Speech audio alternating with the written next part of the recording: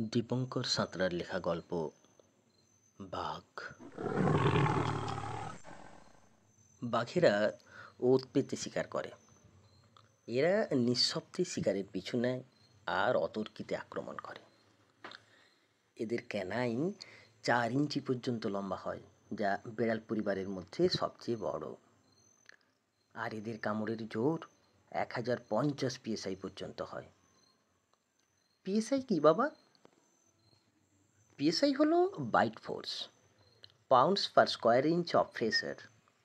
মানে এক খাবলায় 1050 পাউন্ডস। এরা মূলত শিকারের গলায়, শ্বাসনালীতে কামড়টা বসায়। আমি অনি, ঐন্দ্রিলা বসু রায়। কদিন ধরেই আমার কণ্ঠনালী পর্যন্ত এক সমুদ্র কথা জমাট বেঁধে আছে। আমার নিঝুম রাত্রির গল্প বলা বাবা গাজিয়াবাদে অফিসের কাজে। মাসান্তে বাড়ি ফেরেন, কদিন থাকেন, বেশ মজা হয় কদিন। বেডরুমে সপ্তর্ষি তারা জেগে থাকে সারা রাত। বাবা নেই, আমি আর মা নাকতলার 3 কামরা ফ্ল্যাটে। মাকে বলবো বলবো বলেও বলতে পারিনি সব কিছু। বলতে পারিনি প্রদীপ কাকুর লালা ঝরা বিভৎস মুখের গন্ধ, বিচ্ছিরি চাহনির কথা। প্রদীপ কাকু আমার প্রাইভেট টিউটর, ক্লাস 7 থেকে পড়ান। খারাপ পড়ান না। আমাদের ফ্ল্যাটের কয়েকটা বাড়ির পরেই থাকেন, মার পরিচিত।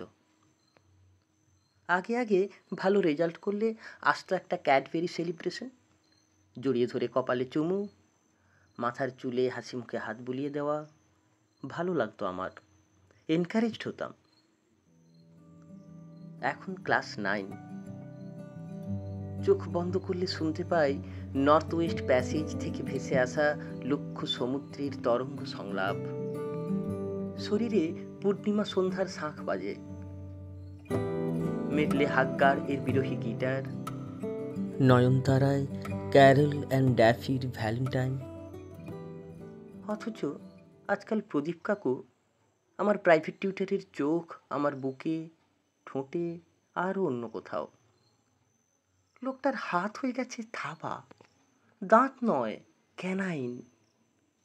আদরের আছিলায় লোকটা যেদিন আমার বুক ছুঁলো, পিঠ চাপড়ানোর সুযোগে নিতম্ব, সেদিনই মাকে বলেছিলাম অন্য টিচারের বন্দোবস্ত করে দিতে।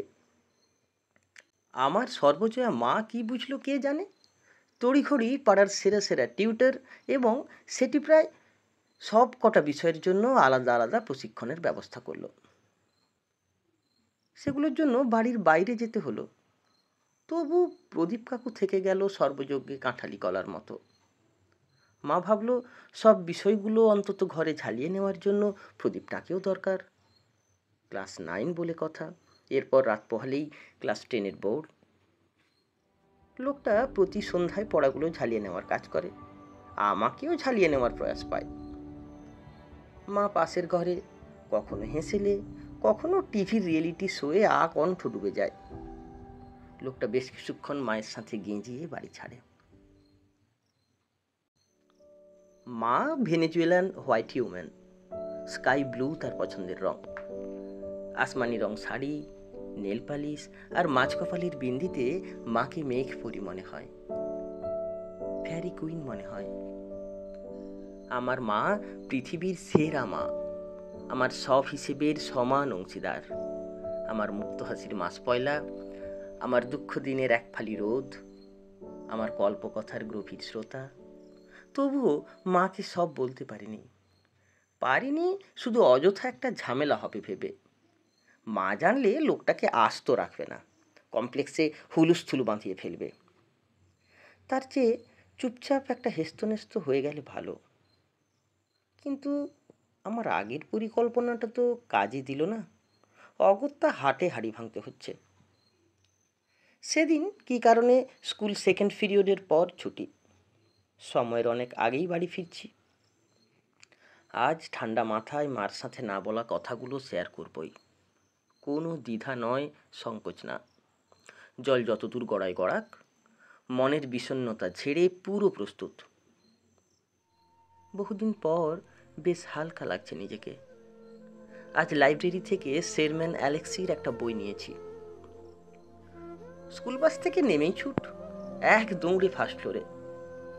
কলিং বেল টেপার দরকার হলো না, দরজাটা ভেতর থেকে ভেজানো বুঝতে পারলাম।